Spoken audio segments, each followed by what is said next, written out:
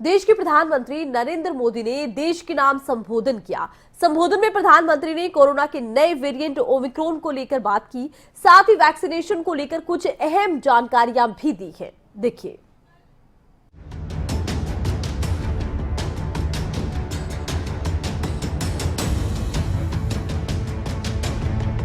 भी जानते हैं कि कोरोना अभी गया नहीं है। ऐसे में सतर्कता बहुत जरूरी है।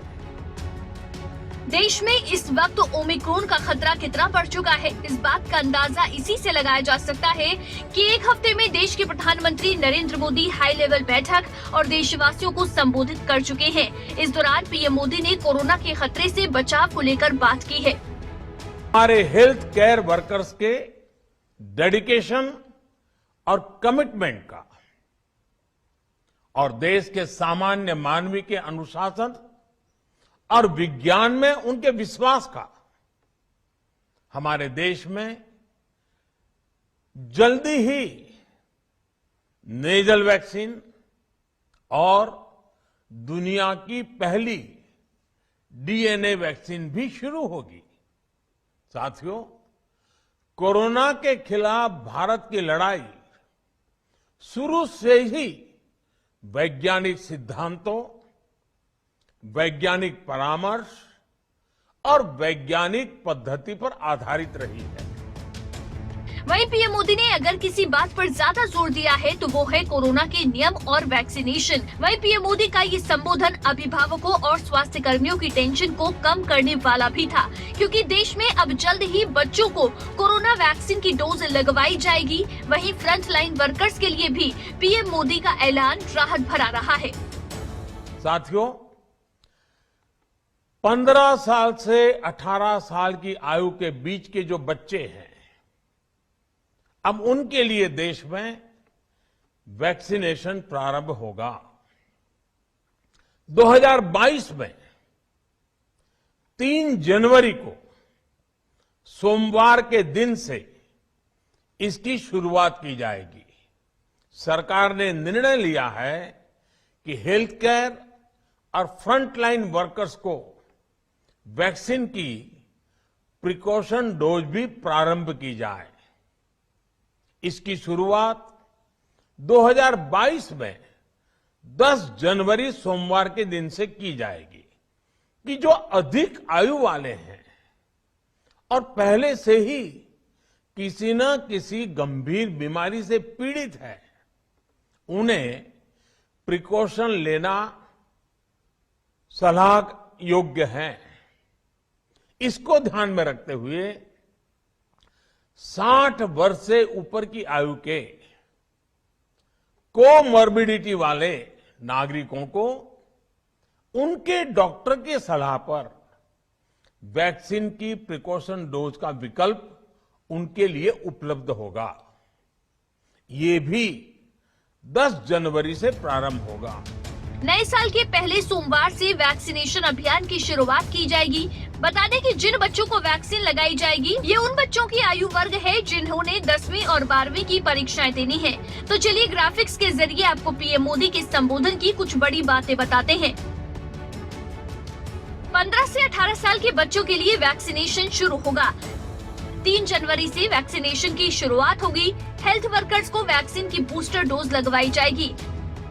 10 जनवरी से हेल्थ वर्कर्स को वैक्सीन की बूस्टर डोज लगवाई जाएगी। 60 साल से ऊपर की आयु वर्ग के लोगों को डॉक्टर की सलाह से वैक्सीन लगाई जाएगी। पीएम मोदी ने ओमिक्रॉन के डर और अफवाहों से बचने की अपील की है।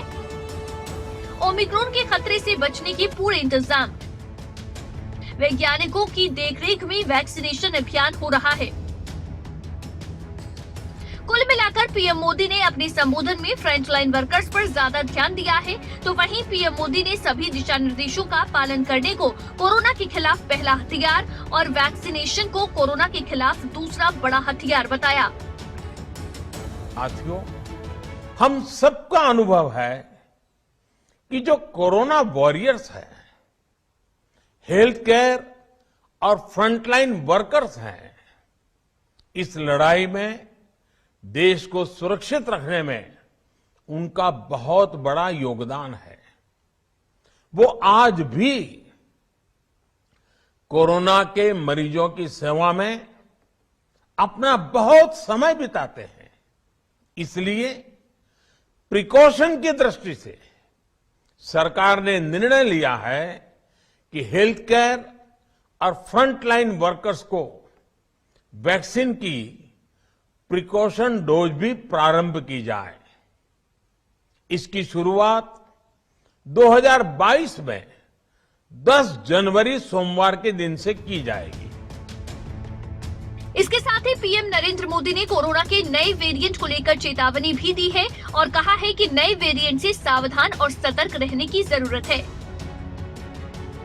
वर्तमान में ओमिक्रॉन की चर्चा जोरों पर चल रही है।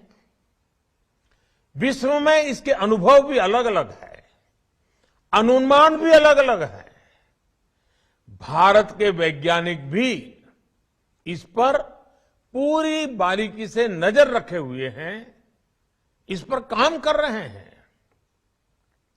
हमारे वैक्सीनेशन को आज जब 11 महीने पूरे हो चुके हैं, तो सारी चीजों का वैज्ञानिकों ने जो अध्ययन किया है और विश्व भर के अनुभवों को देखते हुए आज कुछ निर्णय लिए गए हैं।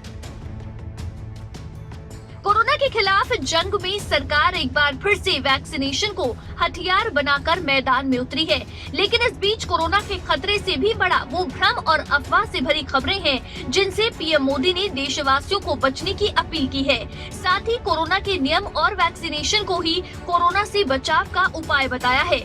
न्यूज डेस्क, खबरें अभी तक।